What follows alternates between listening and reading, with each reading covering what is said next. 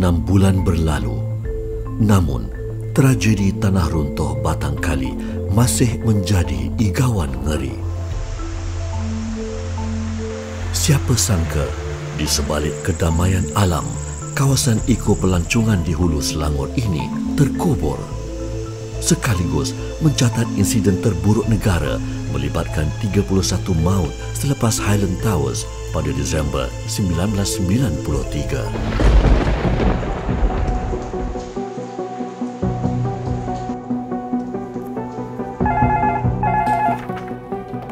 Selamat pagi, pengurusan Kenan Nabi Suwanto. Oke, Cek. Tanah runtuh di mana tuh, Cek? Pada Organic Farm Batang Kali, Selangor. Masa kejadian? Tarik kejadian, Cek. Mangsa berapa ramai, Cek? 100 orang. Oke, Cek. Nanti kita akan sediakan unit Kenan lah untuk ke operasi. Makasih, Cek.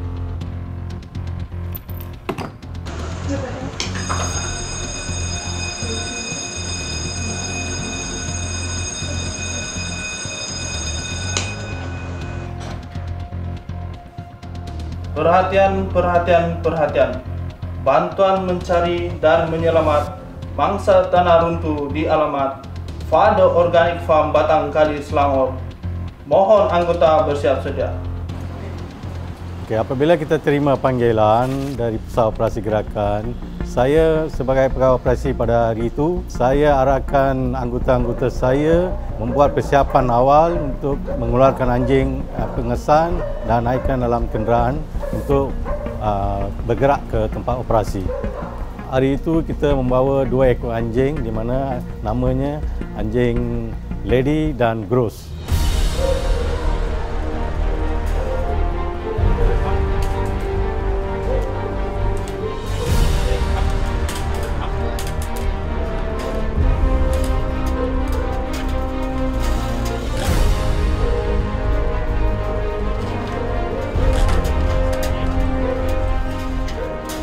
Pergerakan kita meliputi dengan seorang pegawai operasi, 2 anggota pemegang anjing dan seorang pembantu pemegang serta sebuah kenderaan pancuran 4 roda. Kita gerak pada jam lebih kurang pukul 4.30 pagi dan anggaran dalam jangkaan masa kita sampai lebih kurang 1 jam lebih, iaitu pada 5.50 pagi kita sampai di tempat kejadian.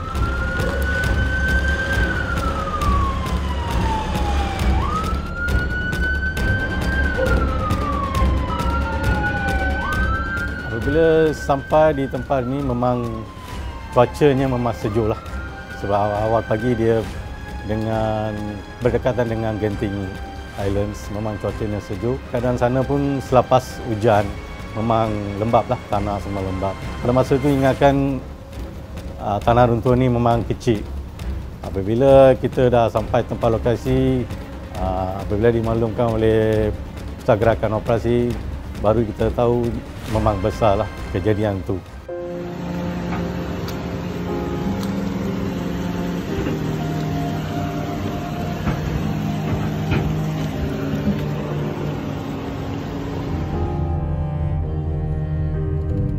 Jangkaan jarak jauh daripada Pusat Gerakan Operasi ke tempat lokasi itu lebih kurang 500 meter. Kita terpaksa berjalan kaki. Pada masa itu memang laluan semua terbatas.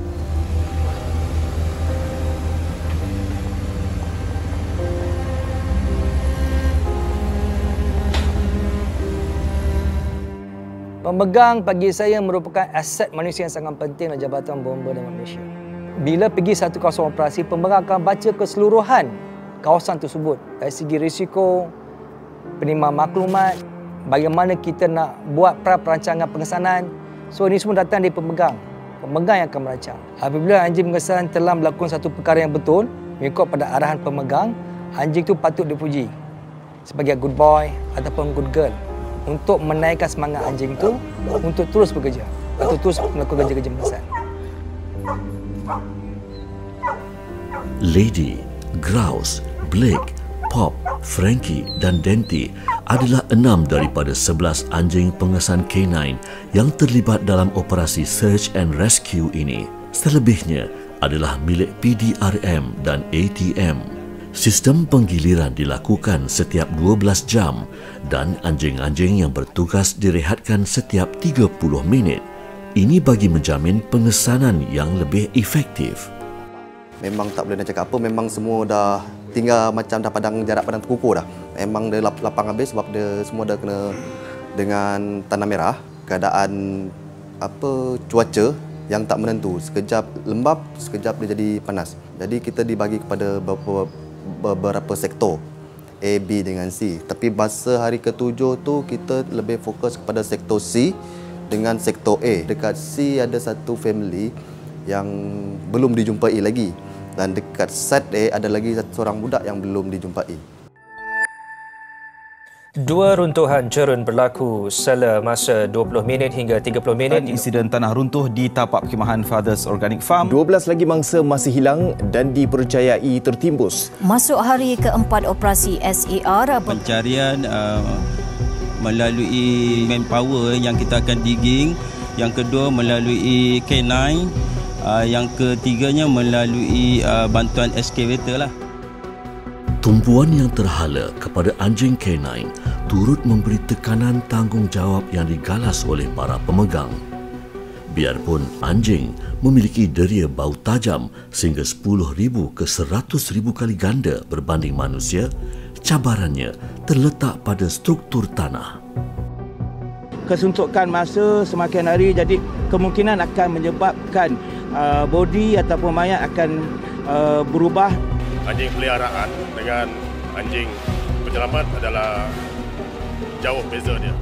Anjing-anjing Search and Rescue membantu mengecilkan kawasan pencarian dan memendekkan jangka masa operasi.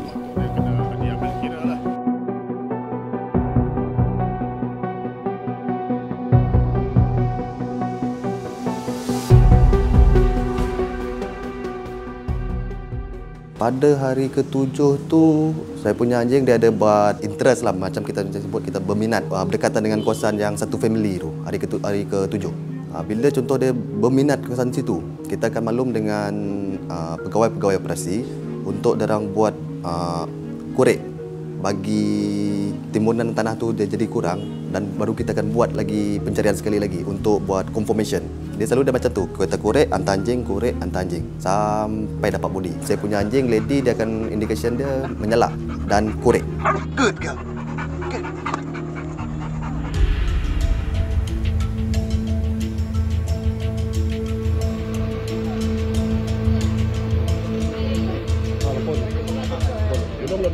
Para pemegang dan adiwira comel mereka kembali daripada kawasan Ground Zero dalam keadaan berlumpur.